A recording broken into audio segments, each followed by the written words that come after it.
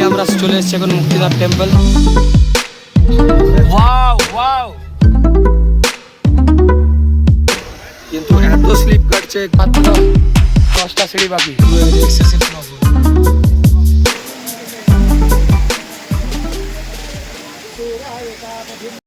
Morning guys, এখন আমরা আছি জমসমে। কাল রাতে আমরা জমসম পৌঁছেছি মোটামুটি রাত 11:30টার সময়। তারপর এত ঠান্ডা, এত অবস্থা খারাপ হয়ে গেছিলো যে আর ভিডিও বানাবার না কোনো এনার্জি ছিল।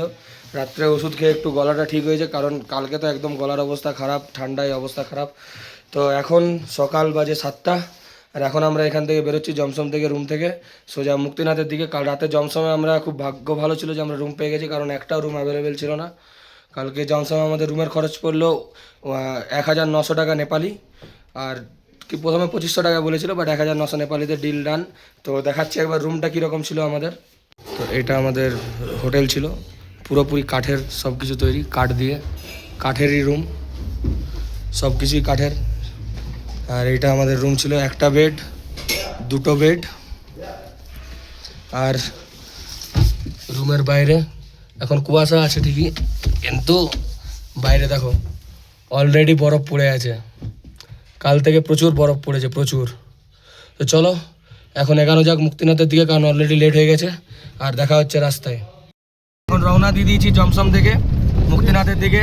আর সামনের ভিউটা দেখো একবার, প্রচুর রোদ উঠেছে। কাল যতটা স্নোফল হয়েছে, স্নো তো আছেই উপরে পুরো, তার সঙ্গে আজকে উঠে গেছে পুরো রোদ। তো আমরা একটা দারুণ ওয়েদার আজকে পেয়ে গেছি।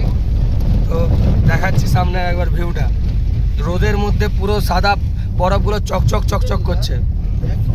সামনের ভিউটা দেখো, রোদে পুরো চকচক করছে। সামনে দেখো বরফ ঢাকা পাহাড়গুলো, সব পাহাড়ে মোটামুটি বরফ পড়ে আছে। এইখানে একটু কম আছে, যখন আমরা আগে যাব তো বিশাল বরফ পাবো।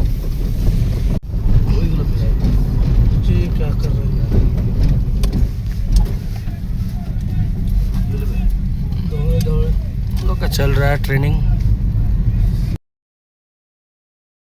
नेपाल आर्मी, उन लोग का ट्रेनिंग चल रहा है कुछ।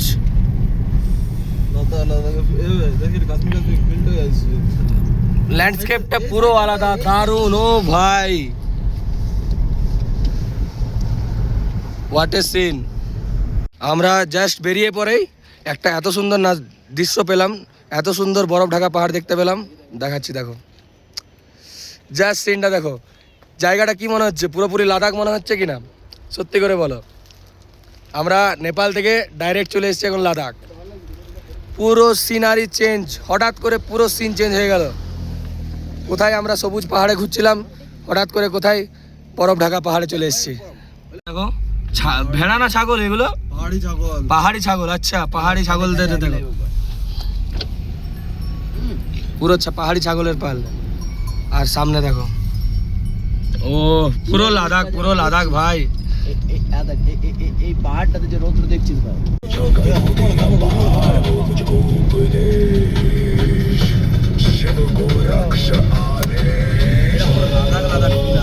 পুরা এই তো বরফ স্টার্ট, বরফ স্টার্ট ভাই।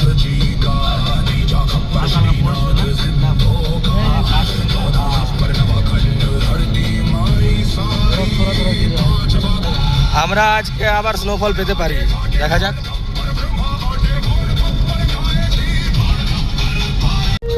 Wow wow, so beautiful, so elegant, just looking like আ ওয়াও। এবার আস্তে আস্তে রাস্তার ধারেও আমরা বরফ পাচ্ছি। এখানে পুরোটাই বরফ পড়ে আছে, কারণ কালকে অনেক বেশি স্নোফল হয়েছে।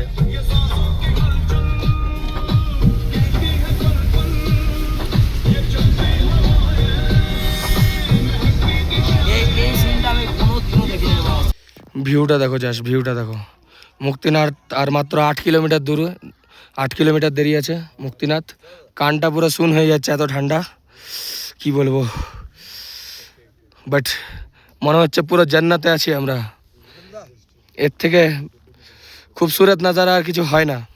1 hour later বাজে সকাল 9:14, আর আমরা মুক্তিনাথ যাওয়ার রাস্তাতে, মাই রাস্তায় এখন দাঁড়িয়ে আছি। একটা খুবই খারাপ প্যাচ আছে, যেটা পুরো কাদা হয়ে গেছে আর পুরো পিছলাচ্ছে। তো এতটাই খারাপ হয়ে গেছে যে মানে কোনো গাড়ি চাপতে পারছে না। মানে 4x4 ছাড়া এই রাস্তাটাতে চাপা মানে ইম্পসিবল টাইপস হয়ে গেছে, এরকম অবস্থা দেখাচ্ছি। দেখো প্যাচটা, আর অলরেডি আমরা প্রায় 1-1.5 ঘন্টা ধরে এখানেই দাঁড়িয়ে।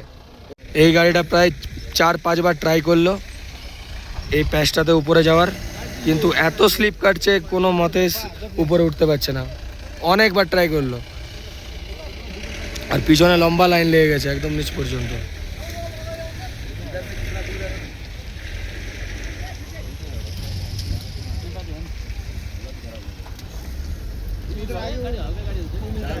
হেঁটে যাচ্ছে একটু উপরের দিকে, আমরা গাড়ি নিজের খালি করে দিয়েছি, কারণ গাড়িতে ওয়েট কম করে দিয়েছি, আমরা চেষ্টা করছি।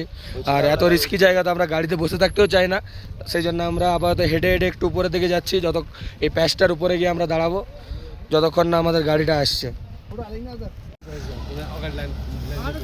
তো সামনে একটা ইভি গাড়ি উঠছে,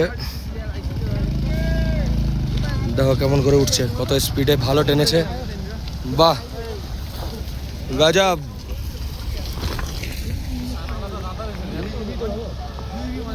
অনেক গাড়ি এখানে ফেসেছিল, অনেক গাড়ি। কিছু কিছু গাড়ি যারা ভালো ড্রাইভার আছে তারা ঠিক উঠিয়ে নিচ্ছে, আর যারা পাচ্ছে না তারা পুরো ফাঁসছে। এগুলো তো বেরিয়ে যাবে, পেট্রোল গাড়ি 4x4 কোনো অসুবিধা নেই, কিন্তু ইভি গাড়িগুলো সবচেয়ে বেশি অসুবিধা হচ্ছে। দেখো একটা স্কুটি আসছে,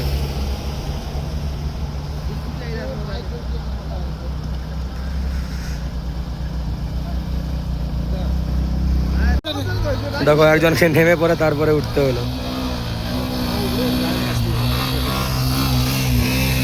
এটা এবার আমাদের গাড়িটা আসছে, দেখি দাদা কিরকম উঠাতে পারে। সাব্বাস সাব্বাস, এসো এসো এসো। আরে গজব গজব গজব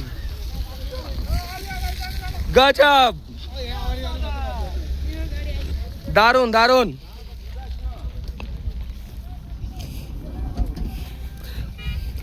মাননা পড়েগা, মাননা পড়েগা। আমরা ওই প্যাচটা পের করে গেছি, আর অল ক্রেডিট গোজ টু ভাইয়া। হেভি চালিয়েছে, হেভি চালিয়েছে। আমরা সবাই নেমে গেছিলাম, ওয়েটটাও কম করে নিয়েছিলাম একটু। আস্তে আস্তে আমাদের এত লেট হলো, এখানে জামটাতে ফেসে অনেক বরফ এখানে গলে গেল। বরফ আছে উপরে, তবে একটু গলে গেছে অনেক। उधर से वो सब बर्फ था, इतना मजा दिख रहा था। हाँ हाँ हाँ, लंबा लाइन लिख दिलो ये सब पर ढका हुआ था, हाँ। सब पर गिर गया। हाँ जाम तो देखो। चले एसছি Muktinath village, conservation for prosperity. हम लोग का क्या गाड़ी यही रहेगा? अच्छा, আমরা পৌঁছে গেছি এখানে, গাড়ি পার্কিং করে তারপর আমাদেরকে বাকিটা যেতে হবে হেঁটে। इससे ऊपर नहीं जाएगा गाड़ी, আচ্ছা ঠিক আছে। पैदल जाओ।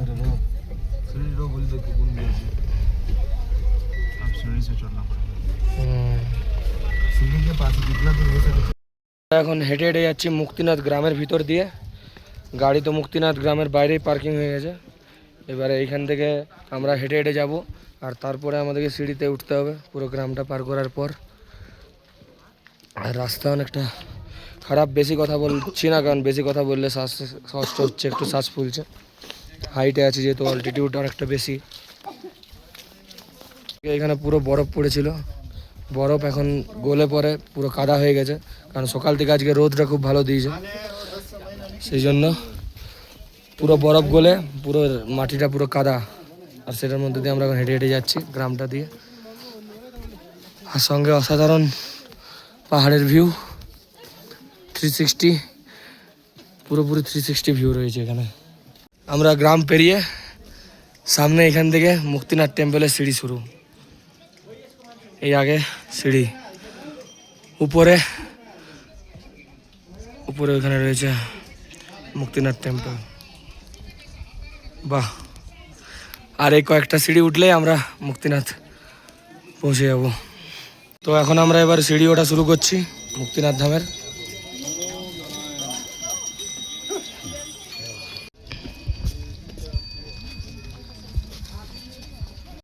সিঁড়ি উঠতে উঠতে সবার শ্বাসকষ্ট হচ্ছে, একবার করে রেস্ট নিচ্ছি আর উঠছি। সামনেই রয়েছে, আর বেশি দূর নাই, আর কয়েকটা সিঁড়ি মাত্র। আর এই কয়েকটা সিঁড়ি পরেই আমরা মুক্তিনাথ টেম্পলের ভিতরে ঢুকে যাব। বাস আমরা সবাই বহুত টায়ার্ড, বাস চলে এসেছি, আর মাত্র 10টা সিঁড়ি বাকি। গাইজ, হাউ ইজ দ্য জোশ? Always high. তো সেই বাস, আর 10টা সিঁড়ি, সামনেই বাবা মুক্তিনাথ ধাম। আমি তো ভাবলাম আগের গেটটাতেই শেষ, আগের গেটটা শেষ নয়, আরও কিছুটা যেতে হবে। আর দেখো, কালকে স্নোফলের পর গাছে পুরো বরফ জমেছিল। 3 মিনিট। অসাধারণ। ভাই টেম্পলে ভিড়টা দেখো। আর দাঁড়াবো না ভাই। ফাইনালি আমরা চলে এসেছি এখন মুক্তিনাথ টেম্পল। সামনেই রয়েছে আমাদের মুক্তিনাথ টেম্পল, মুক্তিনাথ ধাম। এখানে পুজোর লাইন পড়েছে। জয় জয় শ্রীকৃষ্ণ, জয় শ্রীকৃষ্ণ। এই সেই বিখ্যাত 108 ধারা, 108 গোমুখ, যেখান থেকে জল পড়ে এবং মান্যতা আছে এই 108টা ধারায় স্নান করে তারপরে যদি তুমি সরস্বতী কুণ্ড এবং লক্ষ্মী কুণ্ডে স্নান করো, তাহলে তোমার করা সমস্ত পাপ, সমস্ত কিছু থেকে তুমি মুক্তি পেয়ে যেতে পারো।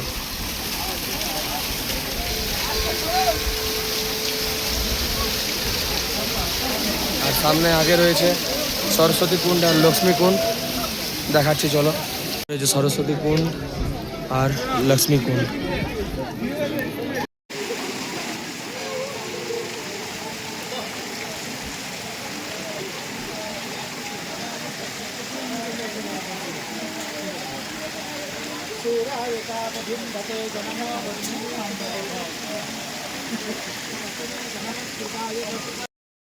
কুণ্ডে স্নান করা কমপ্লিট। স্নান করে একবারই ড্রেস ফ্রেস চেঞ্জ করে রেডি। এবারে আরও দুজন বাকি আছে, সুব্রত আর দিব্যেন্দু। এবার দিব্যেন্দুটা চললো, আমার আর পলাশের চান হয়ে গেছে। পলাশ,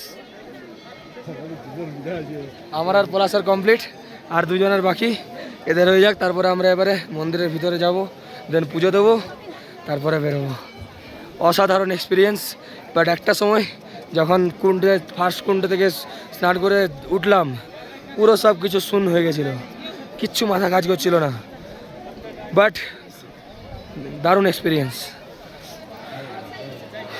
5 minutes later. হঠাৎ করে এখন মুক্তিনাথ টেম্পলে পুরো স্নোফল শুরু হয়ে গেছে। এতক্ষণ ওয়েদার খুব ভালো ছিল, রোদ ছিল, বাট এখন হচ্ছে লাইভ স্নোফল। আর ঠান্ডা প্রচণ্ড বেড়ে গেছে, প্রচণ্ড পরিমাণে ঠান্ডা বেড়ে গেছে। হঠাৎ করে পুরো স্নো শুরু।